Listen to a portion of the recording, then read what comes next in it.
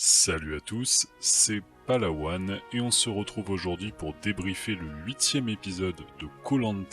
Les Armes Secrètes. Comme d'habitude, je vais vous donner mon avis sur l'épisode, ensuite je reviendrai sur les 5 points à retenir de l'épisode, puis pour terminer, nous analyserons les dynamiques de la tribu réunifiée. Alors, pour commencer, je vais vous donner mon avis sur l'épisode, et je dois avouer que mon avis sur l'épisode est plutôt mitigé. Il y avait des bonnes choses, il y avait même de très bonnes choses, des choses vraiment intéressantes, notamment dans la seconde partie de l'épisode, en termes de tractation stratégique, en termes de divertissement aussi, mais l'épisode souffrait vraiment aussi de longueur, je pense notamment à la partie entre l'épreuve de confort et l'épreuve d'immunité. C'est souvent dans les épisodes de koh vraiment le problème dans cette période qui est un peu le milieu d'épisode où on a des longueurs, et c'est surtout le cas quand il y a des conforts comme on l'a vu cette semaine, avec des scènes un peu inutiles qui rallongent un peu l'épisode.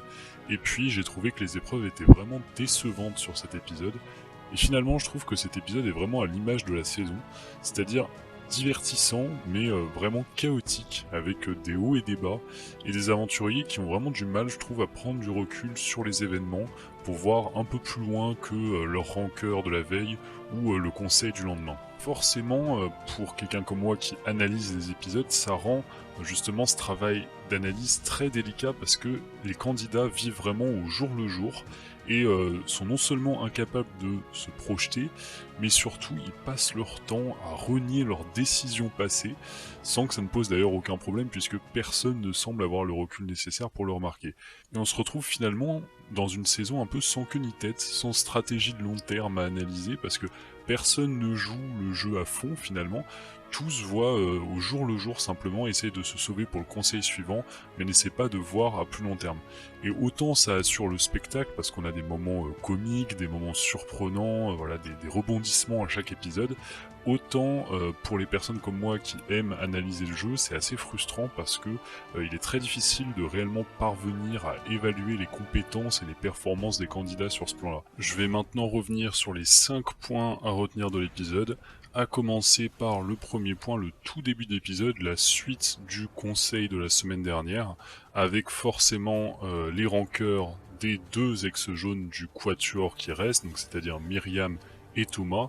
qui ont forcément de grandes rancœurs à l'encontre de Vincent, on l'a vu. En particulier, j'ai trouvé Thomas, parce que j'ai trouvé que Myriam, en tout cas sur le début de l'épisode, a vraiment été capable de prendre du recul. On a vu justement qu'elle blâmait Shanice pour les choix qui avaient été faits, le fait que Shanice ait vraiment forcé la main de Vincent. Donc là, j'ai trouvé justement que Myriam était capable de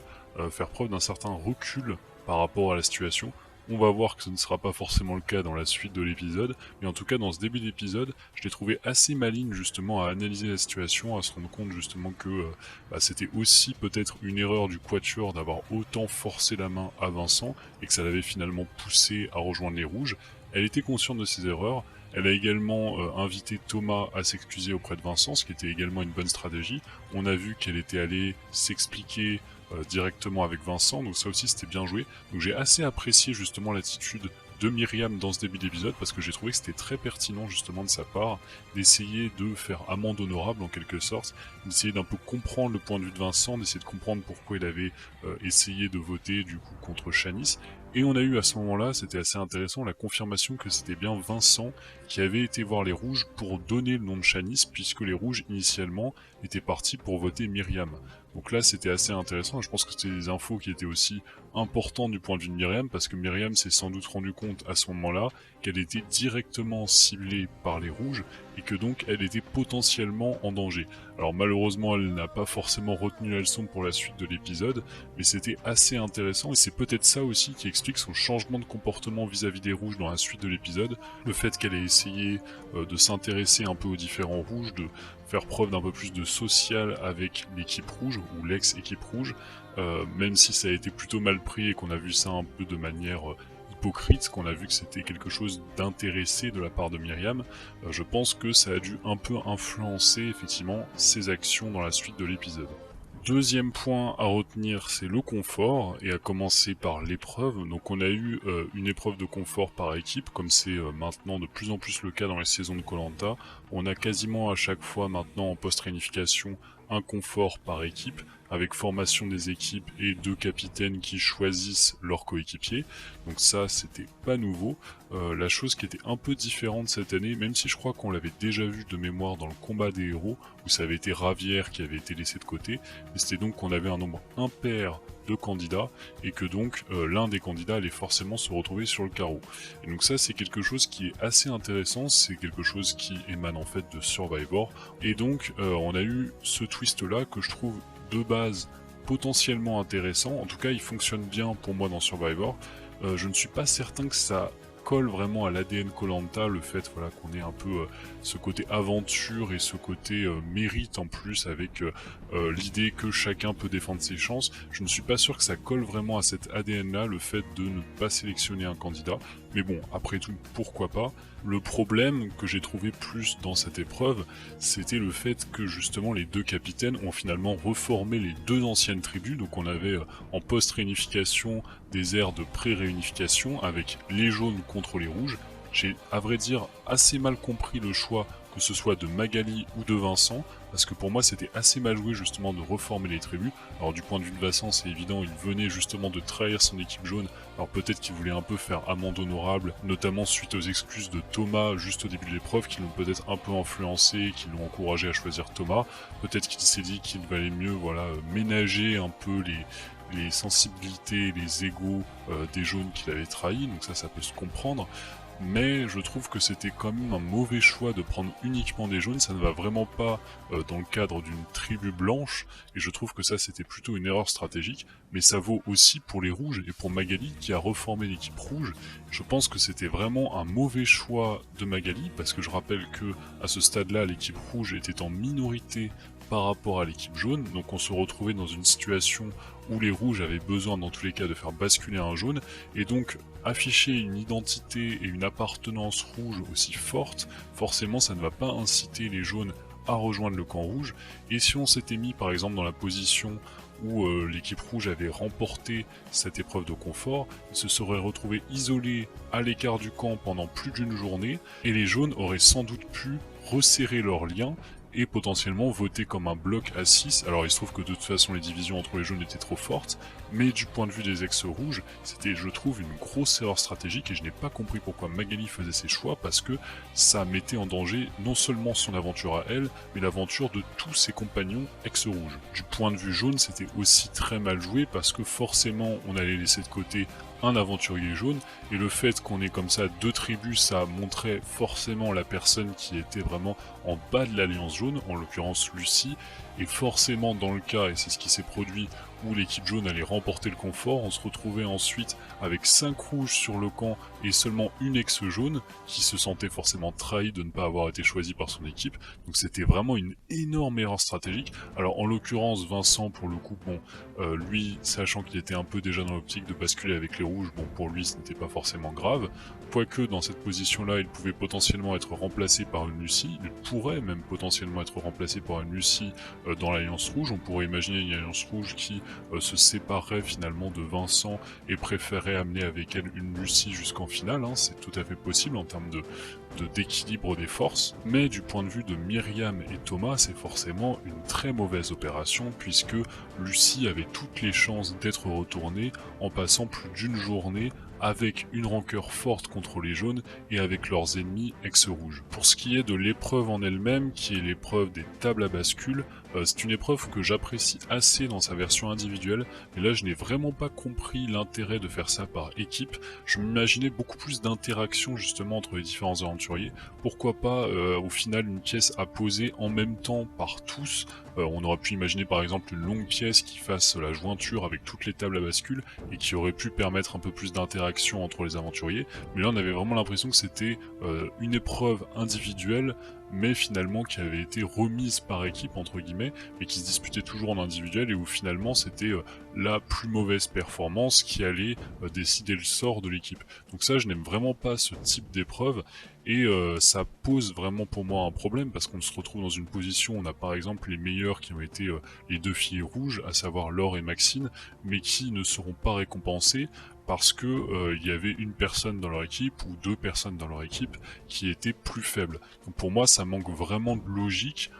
et ça manque vraiment de ce côté par équipe, quitte à faire une épreuve par équipe, autant que ce soit une vraie épreuve par équipe et pas une épreuve individuelle qui a été un peu artificiellement remise par équipe. Pour ce qui est du confort en lui-même, c'était vraiment un confort 5 étoiles, hein, tout compris, avec vraiment tout ce dont un aventurier peut rêver, à savoir à la fois donc le confort, le fait de bien dormir dans un lit, le fait de pouvoir manger, pouvoir se reposer, de pouvoir se laver, se brosser les dents. Enfin, c'était vraiment une récompense tout compris. Et pour le coup, j'ai trouvé les scènes liées à cette récompense un peu redondantes, hein. On a vu plusieurs fois la même chose. Bon, c'était assez sympa de voir l'équipe jaune se réunir, mais on se doutait fortement que c'était un peu de la façade, disons, et que ça n'allait pas durer comme ça. Enfin, moi en tout cas, je m'en doutais. J'avais senti un peu, voilà, que malgré les apparences, les jaunes allaient de toute façon se disloquer, et c'était de ce point de vue-là une récompense un peu longue à l'écran. Mais pendant cette récompense, il s'est passé plusieurs choses intéressantes sur le camp de la tribu réunifiée, et si on remonte un peu le temps et qu'on recommence justement avec les prémices de tout cela, c'était donc le retour sur le camp de Lucie, avec sa fameuse boîte de bananes, hein, avec ses 4 pauvres bananes. Alors je me doutais qu'il allait forcément avoir un indice pour un collier ou une arme secrète, parce que sinon pourquoi donner une petite boîte comme ça en bois pour simplement 4 petites pauvres bananes? On se doutait qu'il allait y avoir quelque chose caché à l'intérieur. Elle ne s'en est pas tout de suite rendu compte, bon c'était assez amusant. On a une Lucie qui nous a resservi un peu son histoire de noyau dur et de satellite,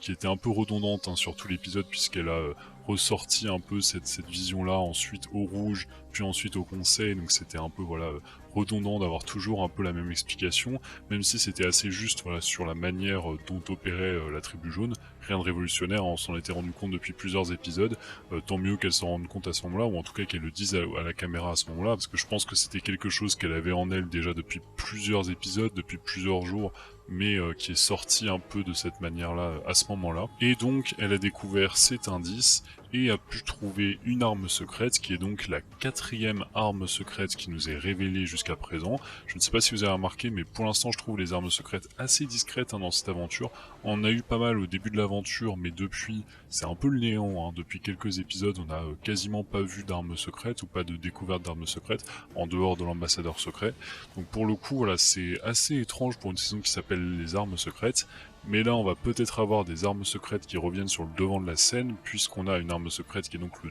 détournement de vote, une arme secrète assez intéressante, hein, qui permet de faire en gros -1+1 entre son alliance et l'alliance opposée, dans le cadre vraiment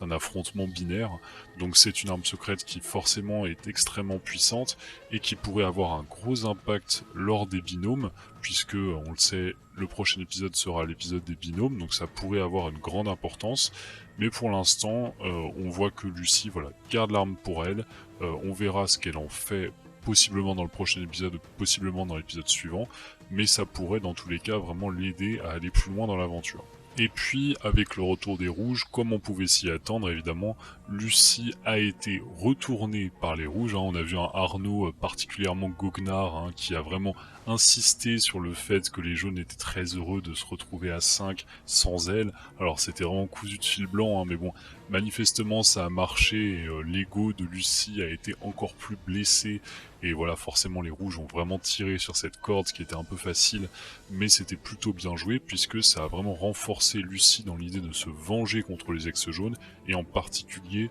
contre ce qu'elle appelait justement le noyau dur, donc à savoir, enfin pour ce qu'il en reste, hein,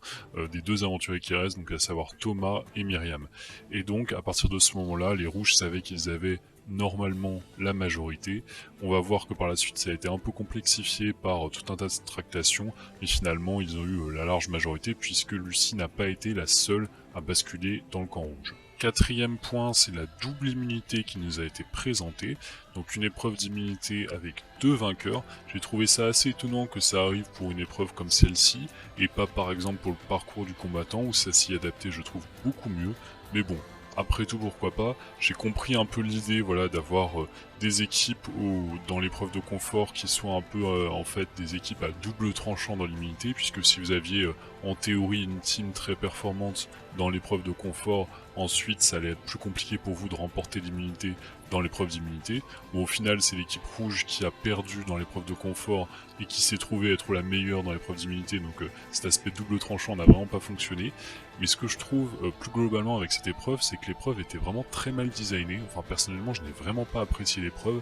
Non seulement je l'ai trouvée très linéaire parce que c'était une épreuve vraiment qui ne proposait pas grand chose. Moi je m'imaginais une telle épreuve dans Survivor où on avait sans doute des épreuves qui ressemblaient un peu, on a déjà eu des épreuves qui ressemblaient un peu dans Survivor, mais typiquement dans Survivor ce qui se serait passé c'est que après avoir récupéré les 3 anneaux, les aventuriers auraient dû par exemple essayer de les lancer pour les faire atterrir sur un piquet par exemple. Voilà, on aurait pu imaginer disons une deuxième partie d'épreuve un peu différente pour remettre un peu de suspense, pour remettre un peu, disons, une autre forme de compétence, même si c'était aussi de l'adresse, mais mettre quelque chose d'un peu différent, disons, dans la balance. Et là, très franchement, je n'ai vraiment pas trop apprécié le caractère linéaire de l'épreuve, d'autant que j'ai trouvé que c'était vraiment très mal conçu dans la conception même de l'épreuve, parce que, pour rappel, donc, du coup, il y avait 3 anneaux, et le dernier anneau devrait être brandi par les aventuriers pour remporter l'épreuve, ou en tout cas pour ne pas finir dernier, et ça j'y viendrai par la suite, mais je ne sais pas si vous aviez remarqué, mais du coup les anneaux étaient attachés,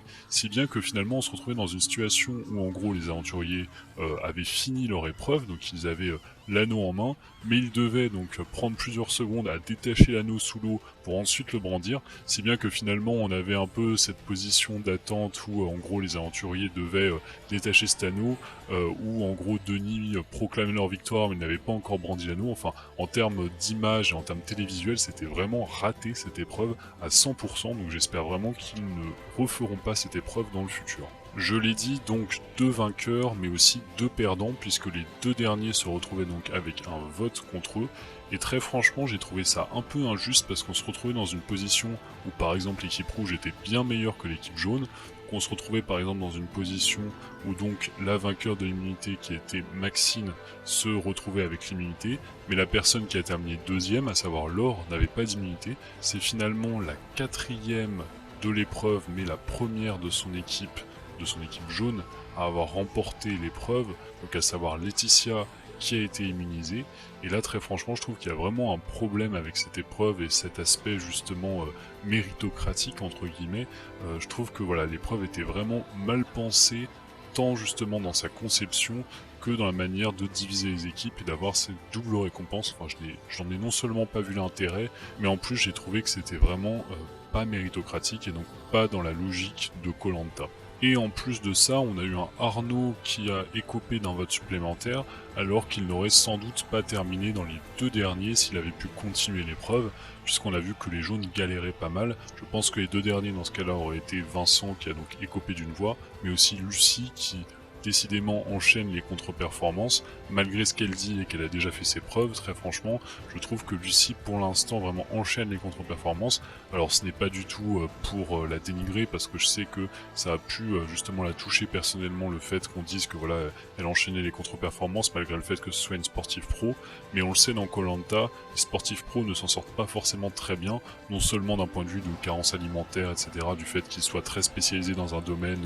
et que koh soit beaucoup plus varié, mais aussi pour ce qui est du cas de Lucie plus particulièrement, on sait que voilà, c'était un peu particulier pour elle, elle est arrivée plus tard dans l'aventure, ça n'aide pas forcément la confiance en soi, en plus elle sortait vraiment d'un combat, donc bon, c'était vraiment des circonstances particulières, et ça me renforce dans l'idée que elle n'aurait pas dû, je pense, participer à cette saison. Je ne comprends pas pourquoi la production n'a pas tout simplement attendu, plutôt que de la forcer dans cette saison. Pourquoi ne pas avoir attendu la prochaine édition classique de koh, la prochaine édition anonyme, pour la faire participer au casting et la faire démarrer d'entrée de jeu pour qu'elle ait vraiment toutes ses chances. Vraiment, je ne comprends pas, et je trouve que c'était vraiment une grossière erreur de la faire participer dans cette position-là. Pour l'instant, elle n'a vraiment pas apporté grand-chose à la saison, et je trouve que c'était pour l'instant une des plus grosses erreurs de la production dans la saison. Et pour finir, après cette épreuve d'immunité, comme on pouvait s'y attendre, on a eu la rébellion des brebis, on a eu justement une Laetitia qui a pris son destin en main, enfin,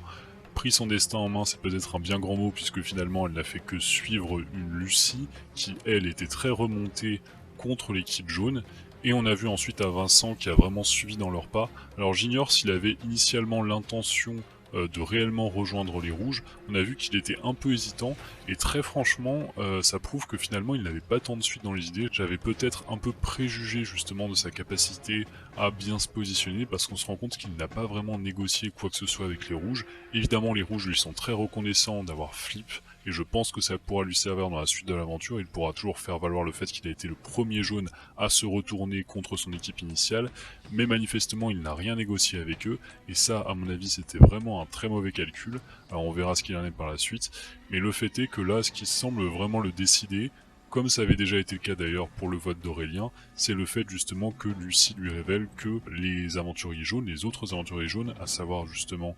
Myriam et Thomas, avaient potentiellement l'intention de le cibler en plan B si justement le plan A, à savoir de viser Arnaud, tombait à l'eau. Et donc on arrive au conseil avec une position assez particulière puisque finalement Thomas et Myriam sont tout en bas de l'échelle sociale, sont vraiment au bottom sans en avoir conscience. Et ce que j'ai trouvé très dommage, c'est qu'on n'a pas eu un vrai blindside avec une vraie élimination par surprise, parce que manifestement Myriam ne s'attendait vraiment pas, non seulement à ce que le vote n'aille pas dans son sens, mais en plus à ce qu'elle soit elle ciblée, puisque les rouges avaient justement un peu semé la confusion pour éviter justement un collier par exemple, en disant qu'ils allaient targeter Thomas plutôt que elle, et c'est finalement elle qui a été ciblée et éliminée. Et donc j'ai trouvé ça un peu dommage que finalement les jaunes ouvrent leur sac et déballent un peu tout ce qu'ils avaient sur le cœur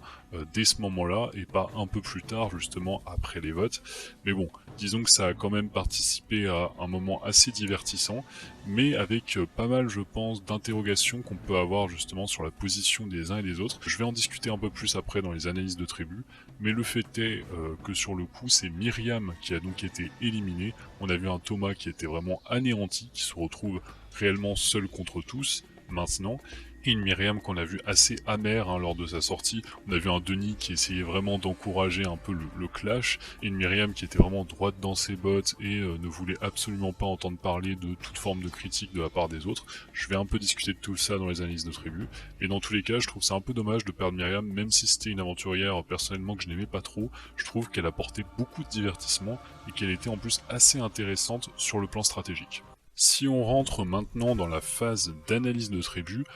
comme je le disais avec un Thomas qui se retrouve maintenant au bottom, mais on le sait avec les binômes, tout peut être redistribué, et je trouve que pour l'instant les rouges sont vraiment dans une position de force parce qu'on a justement des rouges qui sont unis, et je mets des gros guillemets avec unis parce qu'on a une séquence particulièrement drôle justement lors du conseil où Arnaud disait en gros que l'équipe était soudée, qu'elle était saine, etc. Ce qui est particulièrement drôle quand on se souvient ce qui s'était passé lors des épisodes précédents, mais manifestement aucun jaune n'a relevé et n'a fait de réflexion. Bon, ça c'était amusant, et dans tous les cas on sent une équipe rouge qui est quand même relativement apaisée, même s'il y a des éléments comme Magali qui sont un peu à l'écart du groupe. Je pense que cette équipe rouge est assez soudée, et c'est assez fort en arrivant justement au binôme, parce qu'on va se retrouver vraiment dans une position où ça va être délicat de faire des choix, et avoir une équipe soudée, un groupe soudé, ça peut vraiment aider, ça peut rapprocher des binômes et permettre d'en éliminer un autre. Et donc je pense que si on se retrouve avec un binôme avec deux jaunes, deux ex-jaunes, ça pourrait vraiment être délicat pour eux. On verra ce qui se passe, même si c'est un binôme avec l'un des flippers, à savoir potentiellement un Vincent ou une Laetitia par exemple. Je pense que les rouges pourraient les cibler pour définitivement prendre l'avantage et s'assurer finalement une finale entre rouges entre guillemets. Bref, tout ça pour dire que Thomas est loin d'être foutu. Mais pour ce qui est de cette analyse de tribu, j'aimerais revenir un peu dans le passé et essayer d'un peu comprendre ce qui s'est passé, parce que il y a eu vraiment, je trouve, pas mal de débats dans la communauté autour de ce qui s'est passé au sein de la tribu jaune, et de savoir s'il y avait vraiment un système sectaire comme l'a presque décrit Lucie, ou si finalement il y avait vraiment une exagération de leur part. Est-ce que ce quatuor vraiment dominateur était si affreux que on pouvait le voir justement dans cet épisode, ou est-ce que le montage n'a pas laissé finalement des zones d'ombre qui pourraient expliquer les réactions en apparence un peu disproportionnées des aventuriers? Alors évidemment on va analyser tout ça dans le détail. Déjà, ce qu'on peut dire, c'est que ce sentiment de mal-être de Lucie et Laetitia, il n'est pas nouveau. On l'avait déjà constaté dans les épisodes précédents. Cela étant dit, il y avait quand même, je trouve, une volonté de leur part enfin je pense surtout pour Laetitia, de se mettre en retrait et de ne finalement pas faire de vagues pour aller plus loin. Alors est-ce qu'elles ont été bridées par les fortes personnalités du Quatuor, par le fait d'être arrivées plus tard dans l'aventure pour Lucie, parce que c'était pas dans son caractère de s'imposer aussi pour Laetitia, ou est-ce que c'était quelque chose de plus pernicieux, plus insidieux que ça, de la part du Quatuor, avec cette logique un peu sectaire? C'est difficile à dire, et je pense qu'il y a sans doute un peu de tout ça. Comme toujours dans un groupe, hein, il est difficile de déterminer les facteurs qui influencent la position de chacun. Mais ce qui est certain, c'est que le groupe semblait vivre plus ou moins bien jusqu'à la réunification. Et ça, c'est pas moi qui le dis, hein, c'est Vincent aux ambassadeurs. Vincent qui a pourtant, dans cet épisode, été très critique du Quatuor, et qui, je pense assez sincèrement, disait à Laure et Maxine aux ambassadeurs que la tribu jaune était unie et saine. Donc je ne pense pas qu'il y avait nécessairement un climat de terreur depuis le début, je pense que l'ambiance a dû se dégrader progressivement avec la sortie d'Aurélien et avec la prise de pouvoir du Quatuor, qui a finalement révélé certains égos et le sentiment ensuite de perdre le fil de l'aventure avec les sorties successives de Mathieu et Shanice, qui n'ont sans doute finalement pas arrangé les choses de ce point de vue-là. Cela étant dit, nous n'avons manifestement pas tout vu durant cet épisode. On pouvait le sentir un peu aux réactions des aventuriers rouges au conseil, et on a eu la confirmation par Lucie récemment dans son débrief. Il y a eu manifestement un ou plusieurs incidents impliquant notamment Myriam, et qui ont sans doute participé à cette virulence qu'on a pu sentir notamment dans les confesses de vote à l'encontre de Myriam, et peut-être ce côté buté qu'elle a affiché au conseil, hein, refusant de se remettre en cause et pointant du doigt la faible personnalité de ses coéquipiers. Tout ça peut être justement expliqué par le fait qu'il y aurait eu sans doute un incident, peut-être au conseil, qui aurait impliqué Myriam, où elle aurait fait preuve d'un manque de respect. Ce qui est certain, c'est qu'on n'a pas tous les éléments, parce que de ce qu'on peut en voir, on pourrait justement penser que les torts sont finalement partagés, et c'est vrai que je pense que finalement Laetitia et Lucie se sont aussi mises en retrait de leur propre volonté. Je pense qu'il y avait une volonté de leur part de se mettre en retrait vis-à-vis de ce quatuor qui avait de fortes personnalités pour aller plus loin dans l'aventure, et qu'elles auraient dû même peut-être plus s'imposer, alors non pas forcément du point de vue de leur jeu, mais du point de vue de leur bien-être. Elles ont sans doute eu raison du point de vue de leur jeu de plutôt la mettre en veilleuse et ensuite de se rebeller, donc ça c'est plutôt bien joué de leur part. Mais ce qui est certain en tout cas, c'est que on n'a pas tous les éléments, mais pour ce qui est en tout cas de Myriam, ce qu'on peut dire des éléments qu'on a, c'est qu'elle a mal joué stratégiquement, très mal joué socialement. Je pense même que humainement elle a vraiment manqué de qualité humaine, ce qui est particulièrement étonnant pour quelqu'un qui est quand même professeur. Quand on est prof, on peut justement attendre peut-être ces qualités de compréhension humaine, et je pense aussi à une Shanice dont c'est le métier quand même, qui travaille dans le marketing social, donc dont ça devrait être le métier justement de se soucier des autres, et qui l'a fait peut-être un peu avec une Laetitia, mais on voit que finalement elle a assez mal compris notamment un Vincent, en le brusquant un peu. Mais dans tous les cas, je pense justement que une Myriam, c'est assez difficile réellement, en l'absence justement des éléments un peu qui nous ont été masqués par le montage, de réellement comprendre ce qu'il s'est passé et de juger un peu les propos qui ont été tenus à son encontre, encore moins de la juger humainement. C'est assez délicat de le faire, même si évidemment avec les interviews qu'on a eues notamment d'elle et du Quatuor, on peut trouver que leurs réactions sont un peu puériles. Très franchement, on ne sait pas ce qui s'est passé sur l'île, donc c'est assez difficile de réellement se prononcer de ce point de vue-là. En tout cas, pour ce qui est de la suite de l'aventure, comme je le disais, même si Thomas semble seul contre tous, il est loin d'être condamné, notamment grâce aux binômes qui vont sans doute redistribuer les cartes, pour peu qu'il se retrouve en binôme avec un aventurier ou une aventurière rouge qui soit bien intégré. Je pense à par exemple un Arnaud ou une Maxine, je pense qu'il pourrait se sauver. Donc c'est loin d'être perdu pour lui. Ça va être compliqué évidemment, il va falloir la jouer fine, on va voir s'il est vraiment filou comme il le dit, et il va falloir surtout qu'il ravale un peu sa rancœur, parce que je pense qu'il est énervé contre au moins la moitié, si ce n'est même la totalité des autres aventuriers, parce que tout le monde a été assez critique de Myriam, et on sait qu'il était très proche de Myriam. Il va falloir falloir voilà, qu'il prenne sur lui pour être capable de collaborer avec les autres aventuriers, et on va voir s'il parviendra à se faufiler entre les mailles du filet. Voilà, c'est tout pour aujourd'hui et pour ce débrief. N'hésitez pas à liker la vidéo et à vous abonner à la chaîne si ce n'est pas déjà fait. N'hésitez pas également à me dire en commentaire ce que vous avez pensé de l'épisode. Pour ce qui est du débrief de la semaine prochaine, je ne garantis rien, ça va être très compliqué pour moi la semaine prochaine